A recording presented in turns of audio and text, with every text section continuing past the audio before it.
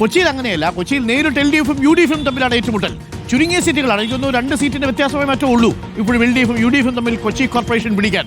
അതും കൊച്ചി കോർപ്പറേഷൻ നേരിട്ട് VD സതീശന്റെ നേതൃത്വത്തിൽ തന്നെ കൊച്ചി കോർപ്പറേഷൻ പിടിക്കാൻ ഇറങ്ങുമ്പോൾ ഇത്തവണ തീ പാറുമല്ലേ? എന്താണ് കൊച്ചിയിലെ അവസ്ഥ? Arjun, good morning. Good morning doctor Arunkumar.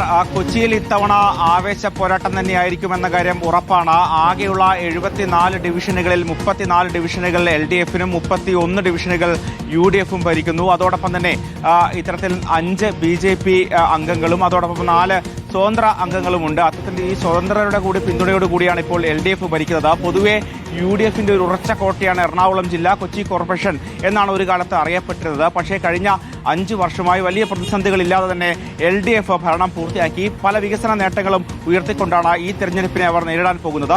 അതേസമയം UDF-ന്റെ കോട്ടയായ എറണാകുളത്തെ കൊച്ചി കോർപ്പറേഷൻ തിരിച്ചുപിടിക്കുക എന്നത് UDF-നെ സംബന്ധിച്ച അഭിമാന പോരാട്ടമാണ്. മാത്രമല്ല പ്രതിപക്ഷ നേതാവ് തന്നെയാണ് നേരിട്ട് സ്വന്തം ജില്ലയിലെ കോർപ്പറേഷൻ തിരിച്ചുപിടിക്കാൻ വേണ്ടി ഇറങ്ങിയിരിക്കുന്നത്. സ്ഥാനാർത്ഥി നിർണയ ചർച്ചകളൊക്കെ തന്നെ പൂർത്തിയായി കഴിഞ്ഞു. അടുത്ത ദിവസങ്ങളിൽ തന്നെ സ്ഥാനാർത്ഥി പ്രഖ്യാപനം ഉണ്ടാകും എന്ന കാര്യം ഉറപ്പാണ്. നിലവിൽ ഉള്ള ജില്ലാ പഞ്ചായത്തുകളിൽ 3 ജില്ലാ പഞ്ചായത്തുകൾ മാത്രമാണ് UDF ഭരിക്കുന്നത്. അതിലൊന്ന് എറണാകുളമാണ്. ഇത്തവണ ഏറ്റവും പ്രധാനമായും മധ്യകേരളത്തിൽ നമ്മൾ നോക്കുന്ന കാര്യം അത് ഒന്ന് BJPയുടെ വളർച്ചയാണ്. BJP ഏത് തരത്തിൽ ഈ തിരഞ്ഞെടുപ്പിൽ വോട്ട് പിടിക്കുമെന്നത് നിർണായകമാകും. പ്രത്യേകിച്ച് തൃശ്ശൂർ അടക്കമുള്ള ജില്ലകളിൽ സുരേഷ് ഗോപിയുടെ വിജയത്തിന് ശേഷം അത് തദ്ദേശ സ്ഥാപനങ്ങളിൽ സ്വാധീനിക്കുന്നുണ്ടോ എന്നത് ഏറ്റവും പ്രധാനപ്പെട്ട കാര്യമാണ്. അതോടൊപ്പം തന്നെ കേരള കോൺഗ്രസിന്റെ വരവോടുകൂടിയാണ് കഴിഞ്ഞ തിരഞ്ഞെടുപ്പിൽ മധ്യകേരളത്തിൽ വലിയ വേരോട്ടമുണ്ടാക്കാൻ LDF-ന് കഴിഞ്ഞത്. അത് ഇത്തവണ ഏത് തരത്തിൽ തുടരും എന്ന കാര്യവും നമ്മൾ കാത്തിരുന്ന് കാണണം. മറ്റൊരു കാര്യം ഈ 2020യുടെ സ്വാധീനമാണ്. നേരത്തെ കിഴക്കമ്പലം അടക്കമുള്ള 4 പഞ്ചായത്തുകൾ ഭരിച്ചുകൊണ്ടിരിക്കുന്ന 2020 ഇത്തവണ കൊച്ചി കോർപ്പറേഷനിൽ മത്സരിക്കുന്നുണ്ട്. അത് ആരുടെ വോട്ട് ബാങ്കിൽ വിള്ളലുണ്ടാക്കും, അവർ നേട്ടമുണ്ടാക്കുമോ എന്നതും കാത്തിരുന്ന് കാണണം. എന്തായാലും എല്ലാ ഒരുക്കങ്ങളും പൂർത്തിയായി കഴിഞ്ഞു. ഇനി പ്രഖ്യാപനം വന്നു കഴിഞ്ഞാൽ ഉടൻ തന്നെ മുന്നണികൾ സ്ഥാനാർത്ഥികളെ പ്രഖ്യാപിച്ച് പ്രചരണം തുടങ്ങുകയും ചെയ്യും. Okay, thank you. അപ്പോൾ കൊച്ചിയിലും പോരാട്ടം തീപാറുമെന്നത് മനസ്സിലായില്ലേ? ഇക്കുറി ഒരു കലക്കും കേട്ടോ. ആര് കലക്കും എന്നുള്ളതാണ് അറിയേണ്ടത്. കലക്കത്തിൽ ആരാണ് മീൻ പിടിക്കുക എന്നുള്ളതും നമുക്കറിയണം. കോഴിക്കോട്ടും കടുത്ത പോരാട്ടമായത്തിനുള്ള സാധ്യതയാണ് ഒരുങ്ങുന്നത്. സാധാരണ കോഴിക്കോട് കോർപ്പറേഷൻ ഇത്തവണ LDF-ൽ നിന്ന് UDF പിടിക്കാൻ ആദ്യഘട്ടത്തിൽ ചെറിയ ആശങ്കയൊക്കെ ഉണ്ടെങ്കിലും അവസാന നിമിഷമാകുന്നതോടുകൂടി UDF-ഉം സജ്ജമാണ്, കോർപ്പറേഷൻ ആണെങ്കിലും. മാത്രമല്ല കോഴിക്കോട് വടക്കൻ കേരളം പിടിക്കുക എന്നുള്ളത് നിയമസഭാ തെരഞ്ഞെടുപ്പിനുള്ള ഒരു ഡ്രസ് റിഹേഴ്സൽ കൂടിയാണ് UDF-നെ സംബന്ധിച്ചിടത്തോളം. അപ്പോൾ AK അഭിലാഷ്, തിരുവനന്തപുരത്തിനും കൊച്ചിക്കും തൃശ്ശൂരിനും ഒക്കെ വേറെ കഥകൾ പറയാനുണ്ടെങ്കിലും കോഴിക്കോടിനും വടക്കൻ കേരളത്തിനും ഇക്കുറി നിർണായകമാണ്, ചുരുങ്ങിയത് UDF-നെ സംബന്ധിച്ചെങ്കിലും. അടുത്ത നിയമസഭയിലേക്ക് നടക്കുന്ന തെരഞ്ഞെടുപ്പിൽ അധികാരത്തിലെത്തണമെങ്കിൽ വടക്കൻ കേരളം കയ്യിലിരിക്കണം UDF-ന്റെ. ഇക്കുറി എങ്ങനെയായിരിക്കും വടക്കൻ കേരളം ചിന്തിക്കുക, പ്രത്യേകിച്ച് കോഴിക്കോടേക്ക് അഭിലാഷ്? തീർച്ചയായിട്ടും അരുൺ സൂചിപ്പിച്ചതുപോലെ തന്നെയാണ് കാര്യങ്ങൾ. കാരണം അടുത്ത നിയമസഭാ തെരഞ്ഞെടുപ്പിൽ ജയിക്കണമെങ്കിൽ വടക്കൻ കേരളത്തിൽ ശക്തമായ മുന്നേറ്റം UDF-ൽ ഉണ്ടാക്കേണ്ടതുണ്ട്. അതിന്റെ മുന്നൊരുക്കം അവർ നേരത്തെ തന്നെ നടത്തിയിരിക്കുന്നു എന്നതാണ് ഏറ്റവും ശ്രദ്ധേയമായ കാര്യം. സാധാരണഗതിയിൽ UDF-നകത്തുള്ള സീറ്റ് വിഭജനവും അതോടൊപ്പം തന്നെ സ്ഥാനാർത്ഥി നിർണയം അടക്കം വലിയ തരത്തിലുള്ള പ്രശ്നങ്ങൾ ഉണ്ടാക്കുമായിരുന്നെങ്കിൽ ഇത്തവണ അതൊന്നും വലിയ തരത്തിൽ പ്രശ്നങ്ങൾ ഉണ്ടായില്ല എന്ന് മാത്രമല്ല, അവർക്ക് നേരത്തെ തന്നെ ഈ ഗോതയിലേക്ക് ഇറങ്ങാൻ കഴിഞ്ഞു എന്നുള്ളതാണ് ഏറ്റവും പ്രധാനപ്പെട്ട കാര്യം. പല സ്ഥലങ്ങളിലും അവർ സ്ഥാനാർത്ഥി നിർണയം പൂർത്തിയാക്കിയിരിക്കുന്നു. ജില്ലാ ഡിവിഷനിൽ 14 സീറ്റുകളാണ് കോൺഗ്രസ് മത്സരിക്കുന്നതെങ്കിൽ 7 സ്ഥാനാർത്ഥികളെ ഇതിനകം തന്നെ അവർ പ്രഖ്യാപിച്ച് മത്സരരംഗത്തേക്ക് വന്നിട്ടുണ്ട്. അതേ സമയത്ത് കോർപ്പറേഷനിൽ നമുക്കറിയാം 10 വർഷങ്ങൾക്ക് മുമ്പ് വലിയ തരത്തിലുള്ള മുന്നേറ്റം UDF-ന് ഉണ്ടാക്കാൻ കഴിഞ്ഞു. പക്ഷേ പിന്നീട് വാർഡ് വിഭജനവും അതോടൊപ്പം തന്നെ കൂട്ടിച്ചേർക്കലും ഒക്കെ അവരെ സ്ഥിതി ദുർബലപ്പെടുത്തിയിട്ടുണ്ട്. പക്ഷേ ഇത്തവണ കുറെ കൂടി മുന്നോട്ട് പോകാൻ അവർക്ക് കഴിയുമെന്നുള്ള പ്രതീക്ഷ തന്നെയാണ് അവർ ഉള്ളത്. ഏതായാലും രമേശ് ചെന്നിത്തല, VM സുധീരൻ അടക്കമുള്ള നേതാക്കൾ ഇന്നെത്തും. അവരുടെ ഇടയിൽ നിലനിൽക്കുന്ന ചില പ്രശ്നങ്ങൾ കൂടി പരിഹരിച്ചുകൊണ്ട് ഇന്ന് തന്നെ സ്ഥാനാർത്ഥി നിർണയം ഉണ്ടാവും, സ്ഥാനാർത്ഥികളുടെ പ്രഖ്യാപനം ഉണ്ടാവുമെന്നാണ് നമുക്ക് മനസ്സിലാക്കാൻ കഴിയുന്നത്. മറുഭാഗത്തേക്ക് പോവുകയാണെങ്കിൽ LDF-ഉം സ്ഥാനാർത്ഥികളെ ഏതാണ്ട് കണ്ടെത്തി കഴിഞ്ഞിട്ടുണ്ട്. അവരുടെ പ്രഖ്യാപനവും ഇന്ന് തന്നെ ഉണ്ടാവും എന്നുള്ള പ്രതീക്ഷയാണ് ഉള്ളത്. ഓക്കെ, ഒരുപാട് പ്രേക്ഷകരുടെ കമന്റ്. സുൽത്താനി പറയുന്നു ഇത്തവണ എറണാകുളം UDF തൂക്കും സർ എന്ന് പറയുന്നുണ്ട്. എല്ലായിടത്തും നമ്മൾ ജയിക്കും എന്ന് റസാഖ് മഞ്ചേരി പറയുന്നുണ്ട്. UDF-ന് ജീവൻ വരുമോ എന്ന് ബാബു M പ്രസാദ് ചോദിക്കുന്നുണ്ട്. തീർച്ചയായിട്ടും കൊച്ചി മേയറും ടീമും ഒരു പരാജയമാണോ എന്നുള്ളത് ഈ വിധിയെഴുത്തിലൂടെ അറിയാം എന്ന് പറയുന്നുണ്ട്. നിതിൻ മാരാർ പറയുന്നു ഇത്തവണ കൊച്ചി LDF അംഗം മറന്നേക്കൂ എന്ന് പറയുന്നുണ്ട്. അപ്പോൾ ആരായിരിക്കും മാൻ ഓഫ് ദി മാച്ച് എന്ന് പറയുന്നു. കോഴിക്കോട്ടാണെങ്കിൽ നിസ്സംശയം പറയാം രമേശ് ചെന്നിത്തല. ഇനി എറണാകുളത്താണെങ്കിൽ വി ഡി സതീശൻ, തിരുവനന്തപുരത്താണെങ്കിൽ മാൻ ഓഫ് ദി മാച്ച് രണ്ടാമതാൻ കെ മുരളീധരൻ. ഇതെല്ലാം കഴിഞ്ഞ് നിയമസഭാ തെരഞ്ഞെടുപ്പ് വരുമ്പോൾ എന്താകും എന്നാണ് അറിയേണ്ടത്. എന്തായാലും ആ ട്രെൻഡ് നമുക്ക് ഈ തദ്ദേശ തെരഞ്ഞെടുപ്പിൽ അറിയാം. എന്നാൽ അത് പൂർണ്ണമായും നിയമസഭാ തെരഞ്ഞെടുപ്പിന്റെ ഒരു കട്ടൺ റൈസർ ആണെന്ന് പറയാനും പറ്റൂല. കാരണം നമ്മൾ തദ്ദേശത്തിൽ വോട്ടെഴുതുന്നത് വ്യക്തിബന്ധങ്ങളാണല്ലോ, രാഷ്ട്രീയ ബന്ധങ്ങളെക്കാൾ കൂടുതൽ. പക്ഷേ ജില്ലാ ഡിവിഷനുകൾ നോക്കിയാൽ ആ ടെൻഡൻസി അറിയാം.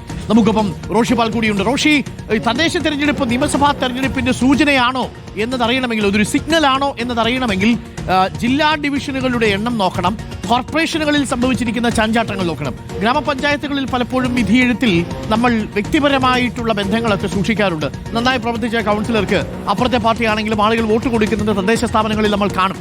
അപ്പോൾ മൊത്തത്തിൽ ഇത്തവണ തുടർഭരണം നിഷേധിക്കണമെങ്കിൽ UDF-ന് ശക്തമായ തിരിച്ചുവരവ് നടത്തണം, ചുരുങ്ങിയ പക്ഷം ജില്ലാ ഡിവിഷനുകളിലെങ്കിലും. പക്ഷെ ജില്ലാ ഡിവിഷനുകൾ എന്നും UDF-നൊരു ബാലികേറ മലയാണ്. അപ്പോൾ കോർപ്പറേഷനുകൾ തിരുവനന്തപുരത്തും തൃശ്ശൂരും കോഴിക്കോട്ടും നിർണായകമായ ഒരു പ്രകടനം കാഴ്ചവെച്ചാൽ മാത്രമേ UDF-ന് നിയമസഭയിൽ എന്തെങ്കിലും തരത്തിലുള്ള നേട്ടമുണ്ടാക്കാൻ കഴിയൂ എന്ന് നമുക്ക് പറയാൻ കഴിയൂ. നിലവിൽ എന്താണ് സാഹചര്യം? ഈ സീറ്റ് വിഭജനവുമായി ബന്ധപ്പെട്ട തർക്കങ്ങളൊക്കെ ഏറെക്കുറെ പരിഹരിച്ചു കഴിഞ്ഞോ റോഷി?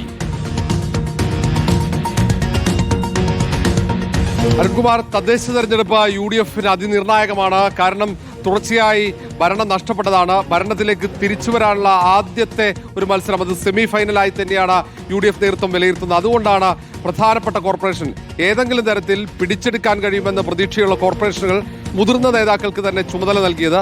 അത് കോഴിക്കോട് രമേശ് ചെന്നിത്തലയും, പിന്നീട് ഇങ്ങോട്ടേക്ക് വരുമ്പോൾ VD സതീശൻ എറണാകുളത്തും, കൊല്ലത്ത് PC വിശ്വനാഥും, തിരുവനന്തപുരത്ത് കെ മുരളീധരനും. ഏറ്റവും പ്രധാനപ്പെട്ടത് തിരുവനന്തപുരം കോർപ്പറേഷനാണ്. കോൺഗ്രസിന് ഏറ്റവും ദുർബലമായ ജില്ലയായി മാറിക്കൊണ്ടിരിക്കുന്ന തിരുവനന്തപുരത്ത് നിലവിൽ ഒരു നിയമസഭാ മണ്ഡലം മാത്രമാണ് കൈവശമുള്ളത്. അതിന്റെ എണ്ണം കൂട്ടിയാൽ മാത്രമേ കേരളത്തിൽ ഭരണം പിടിക്കാൻ കഴിയുള്ളൂ എന്ന കണക്കുകൂട്ടലാണ്. അങ്ങനെയെങ്കിൽ തിരുവനന്തപുരം കോർപ്പറേഷനിൽ വലിയ മുന്നേറ്റം കോൺഗ്രസിന് ഉണ്ടാക്കണം. 10 സീറ്റുകൾ മാത്രമാണ് UDF-നുള്ളത്. അത് 51-ലേക്ക് എത്തിക്കണം. ആ ദൗത്യമാണ് കെ മുരളീധരനും കെ ശബരിനാഥനും ഏറ്റെടുത്തിരിക്കുന്നത്. അങ്ങനെ ഓരോ കോർപ്പറേഷനിലും കണ്ണൂർ കോർപ്പറേഷൻ നിലനിർത്തേണ്ടതുണ്ട്. അങ്ങനെ മറ്റിടങ്ങളിൽ കൊല്ലത്ത് മുന്നേറ്റമുണ്ടാക്കണം, എറണാകുളത്ത് കോർപ്പറേഷൻ തിരിച്ചുപിടിക്കണം, തൃശ്ശൂരിലും അത് തിരിച്ചുപിടിക്കണം, കോഴിക്കോട് മുന്നേറ്റമുണ്ടാക്കണം. കോഴിക്കോട് ഇതിനു മുമ്പും സമാനമായ രീതിയിൽ തന്നെ മുതിർന്ന നേതാക്കളൊക്കെ മത്സരിച്ച ഒരു ചരിത്രമുണ്ട്. അങ്ങനെയുള്ള ഘട്ടത്തിൽ വലിയ മുന്നേറ്റം UDF-ന് ഉണ്ടാക്കാൻ സാധിച്ചിട്ടുണ്ട്. സമാന സാഹചര്യമാണ് വീണ്ടും ഒരുങ്ങുന്നത്. അവിടെ ഏറ്റവും മുതിർന്ന നേതാക്കളൊക്കെ കളത്തിലിറങ്ങുന്നു. അങ്ങനെ ഓരോ ഇടങ്ങളിലും, അത് ജില്ലാ പഞ്ചായത്ത് ഡിവിഷനുകളടക്കം, വിജയസാധ്യത മാത്രം മാനദണ്ഡമാക്കി സ്ഥാനാർത്ഥികളെ നിർത്തുന്നു. മുതിർന്ന നേതാക്കളൊക്കെ അതിൻ്റെ തെരഞ്ഞെടുപ്പ് പ്രചാരണത്തിന് ചുക്കാൻ പിടിക്കുന്നു. കൃത്യമായ രാഷ്ട്രീയ അജണ്ട അത് അവർ നിശ്ചയിച്ചു കഴിഞ്ഞു. ദീപാദാസ് മുൻഷി തന്നെ മാസങ്ങളായി കേരളത്തിൽ ക്യാമ്പ് ചെയ്യുന്നു.